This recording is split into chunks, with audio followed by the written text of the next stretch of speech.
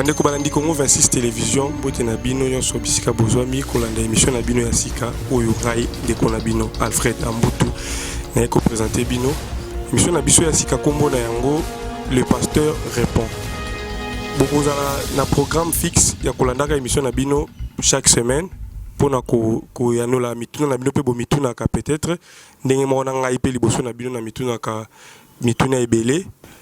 Beaucoup banda kozwa biano et pas invité na bino invité na biso pour na ngapi na rotuna e mituna pe préoccupant ngai invité na biso otozana awa apesa kombo na e. Bonjour papa Alfred Ambutu.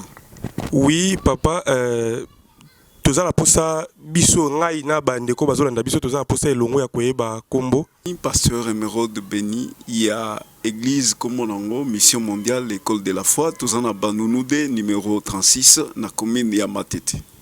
Ok, bandeko balandi naza sur biso surtout comprendre kombo na ye, to comprendre o yazali, kombo na ye Emeraude Béni, azali pasteur na église eza na Banounou. E bandeko siko to bandi na motune ya liboso oyo ngamoko personnellement nazala nango ya liboso kotuna bandeko ensemble ya ba pasteur nyoswa. Mais le quoi n'a pas le libaku ya pasteur moko ndenge moi s'est présenté na kobanda papa pasteur déjà ekomela ngai komituna soki nzambe asala mokili pona biso nyonso to asala mokili pona ba particulier moko boye na kokende musika pona ko développer question na ngai ba particulier c'est-à-dire ba pasteur bino na s'attaquer directement te ba pasteur bino bokoma le ba particulier c'est-à-dire na mokili to mona ba pasteur bakoma plus ba bénéficiaire que croyant comment on la pouvoir même pauvre pour la enrichir ba pasteur na question na nga wana préoccupation liboso réponse nyoko pesa na habité ko enrichir ils en a sens nini yonde yebi question zanango ozana makoki pe à côté défendre ils a défense net bati mundu ki liboso noté tant yozolo ba ko enrichir olingolo va vraiment ni nos clarté expliquez-moi mon question na yo mais si je peux comprendre selon moi Nzambe asala exception ya batuti izate ke nzamba asala batu musuba za la spécial to musuba za la spécial tété biso nyonso toza ndenge moko na miso na nzambe mutu nyonso aza na valeur mutu nyonso aza na tina mutu nyonso aza utile peut-être yoza komi mona ne tozangi tina ndenge vandi wana ozolanda biso par exemple pour la difficulté ou problème o ekomeli la chose que moi je peux te dire est que difficulté to problème ekomeli pose na bon moi ce que ozaki na bon moi te ekura okomela yo te pona kozongela yo pour dire que ko enrichir ba pasteur je sais pas enrichissement oyo batu bazo enrichir ba pasteur ezanini ce qui opesi dim ce qui opesi offrande on a peut-être se retourner quelque chose sur dim ou sur offrande ou na point nini enrichissement na zala concrètement ngolo banini. Oui, papa pasteur, n'a insisté, ceux qui n'ont insisté pour nous limbola vraiment motuna n'angeza la clair, n'a koloba bouen. So n'ako peut moi exemple moi très typique. Voilà, bandeko bison soto yebi. Poto to neti na émission na biso poto éclairer makamunyo so ezala clair. Oui, merci beaucoup pour na volonté na yo.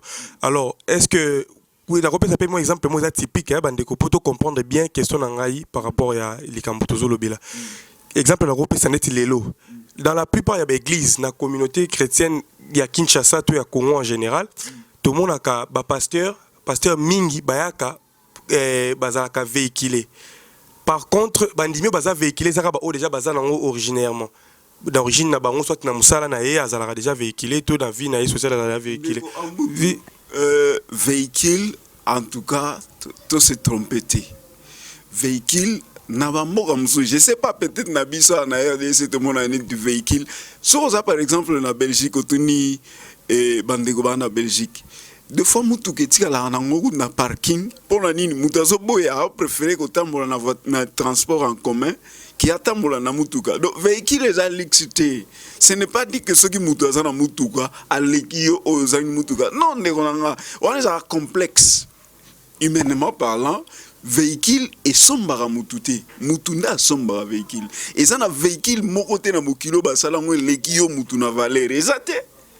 hein ba pasteur oyo la chose que moi je peux te dire est celui-ci et celle-ci au comprendre mon bouquet ndeko nanga si réellement mutuana za pasteur oyo aza établi na Nzambe akoki jamais kozala grand parce que aza na voiture. Non, non, grandeur à pasteur eza voiture te. Grandeur à pasteur ezali ngolu na Nzambe, mafuta ya Nzambe, bolamu na Nzambe, bonzambe na Nzambe o ezakati na ye. C'est ce qui fait la grandeur. Jean-Baptiste par exemple, Azaki extrêmement grand. C'est lui qui a présenté aux autres et dit voici l'agneau de Dieu qui ôte le péché du monde. Talanga la Bible na yo, mo la taille pas imote Jean-Baptiste, ça la miracle tamoko. Il n'y en a pas. Ok, merci. Ce qui te comprendre réponse à papa pasteur Nabiso Emeraude, c'est que il faut il faut comprendre que nous sommes originaire et puis qu'on a la humble normalement. Mais papa pasteur, nous sommes le matériel ne fait pas l'homme, n'est pas plus que l'homme. Yo nengoza wande gonanga mutu tia de la valeur. Puisque yo no sommes mamutuka. Ok, merci beaucoup. Bande konaza surtout comprendre biso so elongo était biloko ya mokili ona so toza nango wana eza motu ya te koleka yo moko mutu. Alors papa pasteur truc kokende un peu plus loin na makambo etali prédication na l'église. Prédication lelo na église ndeti nga personnellement et toucha ngai. Touchanga na mauvais côté, hein, na côté négatif. Et si ma côté négatif n'a pas révélé toujours le moko et puis makambu moko. C'est-à-dire comme ko tinda bande comme sous ba kendena banzela ya mabe à partir de la prédication à l'église. Église est commis tellement comme église tellement luxe que bah toi comme qu'on a un complexe qu'on fréquenter l'église musus. Soit disant non église wana is a église mabe, église wana is a église bo, église wana is a église bo. Bande ko mo la soit une église moi mukeza pour moi bongo mon nango propreté. Oh, on préférer église moi la bien vitrée, luxe et tout pour sentir que non église wana et puis bande ko e bandi mebele ba ko kende kuna kolanda. Ba réalité belé hein bande ko belé bakenda kuna pa yebi ka non nakenda kuna bato minene bakuta na kuna sere na kukuta pena mutu bien kuna ndeko bande ko basi présent sinon les gimulai zala un peu précis puisque ce que la question mulai mingi problème no eza bena nini ozolobe la prédication ozolobe la ba église zala un peu préciser question na yo ko étendre question te na makambo belé pour na ko kalanga o répondre te. Voilà, donc si on a regardé la bref, la question c'est que Moutouna Ngezala qui bouille, prédication à l'église, l'élo personnellement c'est ça, on a été pour la moni prédication et béba, bah pasteur Bino beaucoup côté à biso, bandimi, makambo vome sengeli na Bible, téming beaucoup côté à biso prospérité. Ambutu Alfred, comme tu m'y sanoté, nga o moni na koli na ngaba, na ba année 80, 81, 79.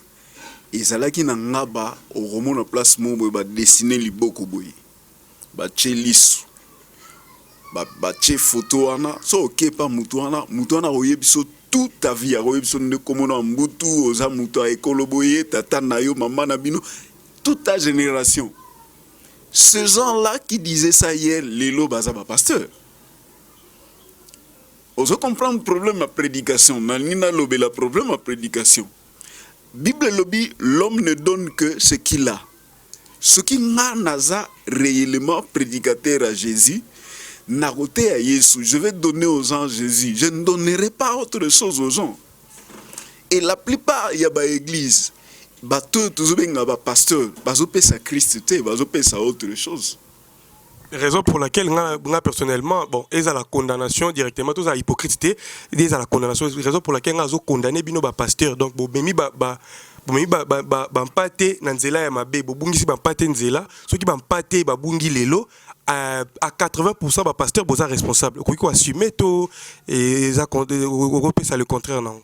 Je dirais ceci ngana za wana te pona ko assumer ou ko pesa le contraire ngana za pona ko éclairer ba zone d'ombre oyo eza na kati église yango na yebisi oki na kati ville Kinshasa ne toza boye toza na ba vraie église na ba fausse église. Ça c'est une vérité moi na bombango eza te po yo ne ngana oyebi yango. Maintenant le problème est quoi? Le peuple kinois asa peuple moko alandaka mouvement et pas le yenge eza et pas makambo. Écoute un peu. Tout ce qui passe par la publicité à la télé, ce n'est pas dit que l'eau est malam. ozomona biloko ebele oza na ville ya Kinshasa ozomona biloko ebele mpo bamona eloko eza boye fo balekisa yango na publicité na époque ya Jésus ce qui ba télévision ekoka kozala Jésus pas akoka koleka na télévision mais il n'est pas passé donc ça veut dire quoi makambo tozoloba nga na yo peuple kinois aza peuple moko aza mutu ya chaleur oh ce n'est pas dans la chaleur ne vérité ezali le Seigneur nous a laissé un seul message la repentance. Nous devons parler de la repentance dans l'église, le pardon, la sanctification. Or, bisika oyo na ville ya Kinshasa le pardon, la repentance, la sanctification, ça mouké. Bisika belo délivrance, pauvreté, voyager et ceux qui ont voyagé et après. Ceux qui ont eu libala et après. Ceux qui ont eu tellement mounene et après. Il n'y a pas de suite. Nous ne sommes pas pour vivre éternellement sur la terre. Un jour, il faut moutou akutana na nzambe. Or, kokutana na nzambe est bandit par Jésus. Tala matéa, tala ba conférence, tala makamobele selma sur la ville de Kinshasa. Au moment où combat Jésus a mouké, comment mounene za ya pasteur. Pasteur Songolo a tellement mounene. Or, ceux qui te koki ko sala miracle, ou quoi que ce soit, nous le faisons par le nom de Jésus. Sans Jésus, en tout cas, on a grandi. C'est Jésus qui fait de quelqu'un qu'il soit grand, qu'il soit pasteur, qu'il soit ceci ou cela. Mais si on tali bien les loups dans l'église, Jésus a ça à part. Caméra, matériel pour leur propre gloire, et ça pour la gloire en Zambie. Ce que tu as lu dans la Bible, je ne vous ai jamais connu.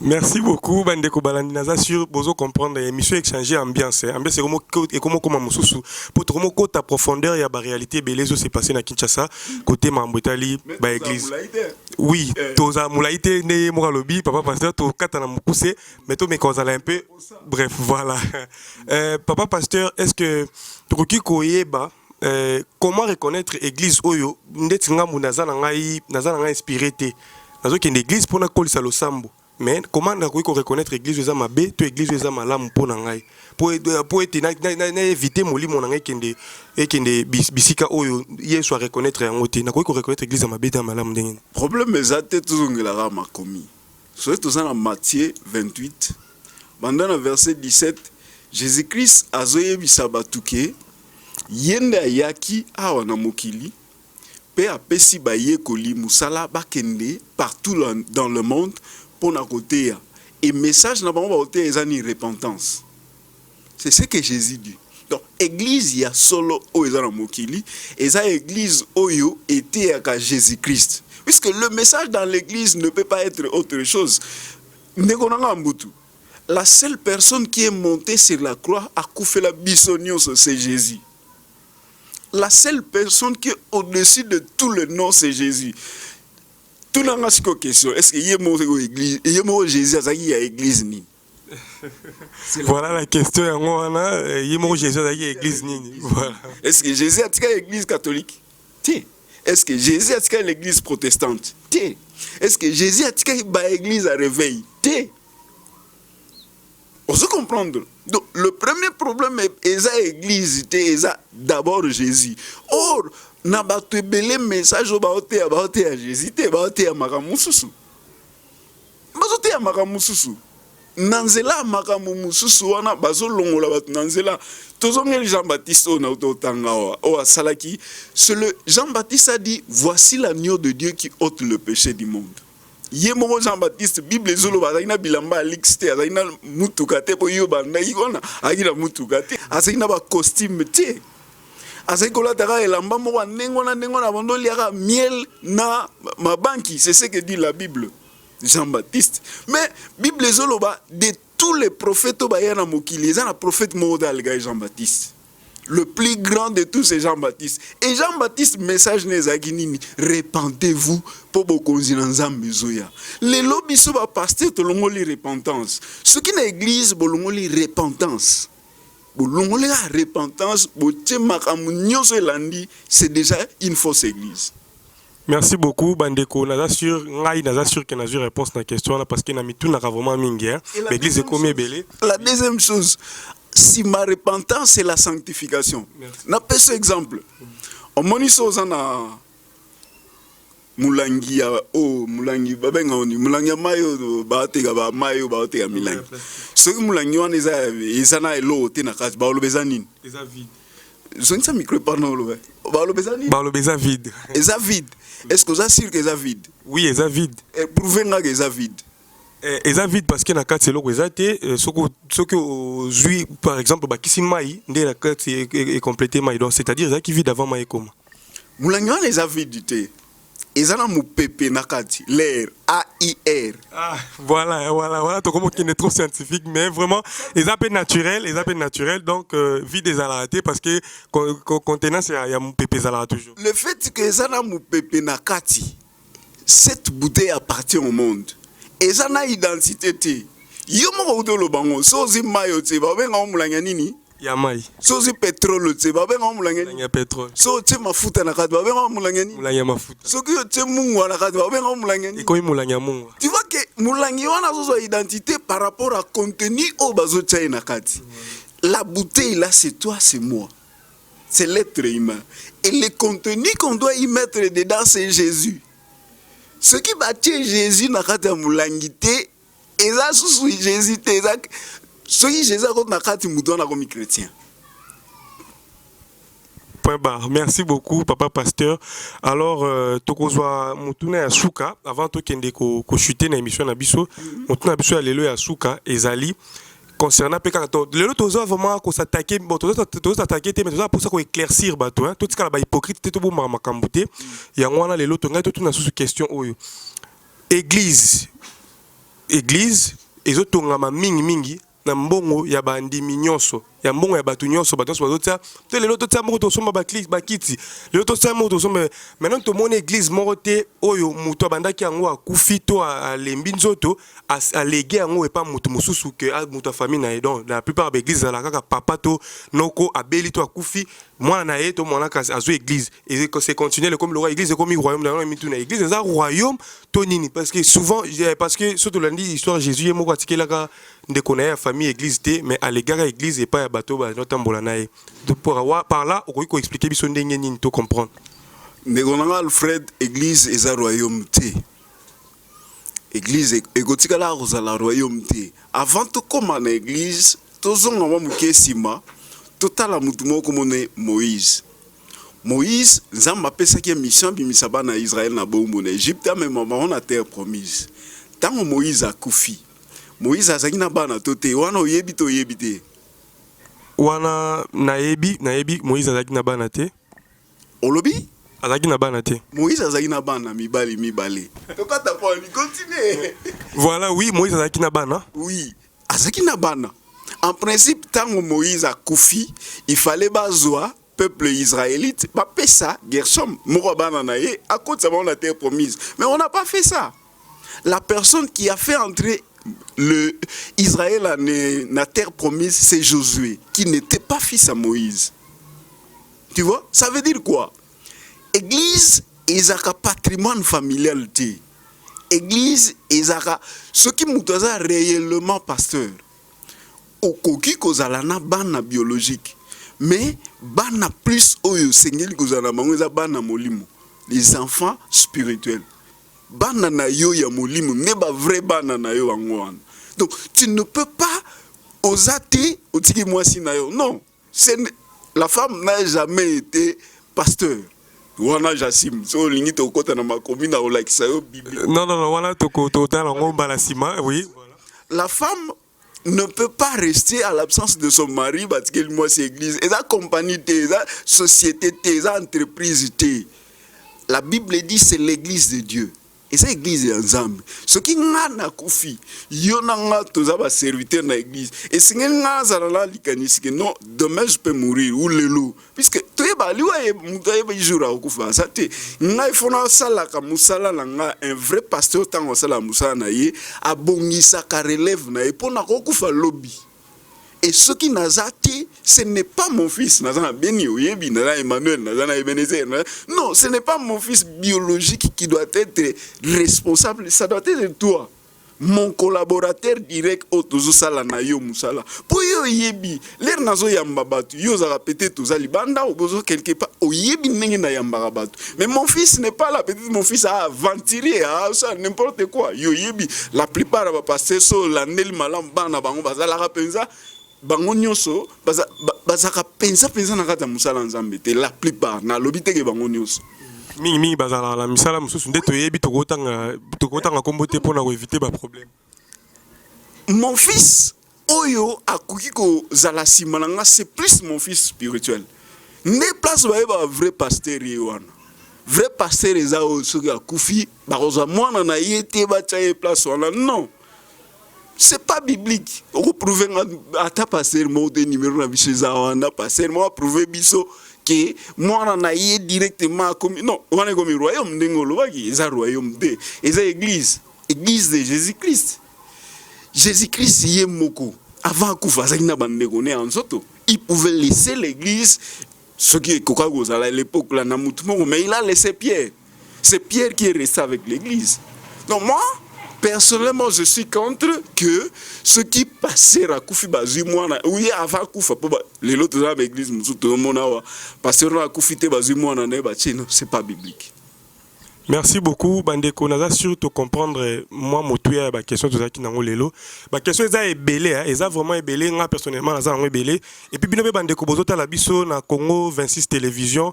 Vous s'abonner à la chaîne pour permettre à bino de commenter l'émission na biso, na biso question na bino to transmettre en haut et pas à pasteur à couper sa réponse et puis pour avoir résolution na ba problème na bino. Alors papa pasteur to comme déjà ko chuter pour na souka émission na biso ceux qui moi lilo bezali pour na bandeko balandi biso lelo to bandeko bako balandi biso be na libanda mingi. Ilo bezaki to pesi bino merci bino batu bozui makoki akolanda biso émission na biso eza poto éclairé ba zone d'ombre où ils en a makomi aux en a problème aux en a difficulté aux en a eloko moko etumisaka on a numéro eza wana eza na WhatsApp au komel biso question wana ndeko na biso Alfred Dazawana to tanga question na peut to répondre tous en liloba mususa obakisate tous en a posa na biso objectif à émission o ezanini objectif à émission oyo ezali que yo place aux ali oyebaka Yesu, c'est Jésus. Nous n'avons pas autre chose à vous donner.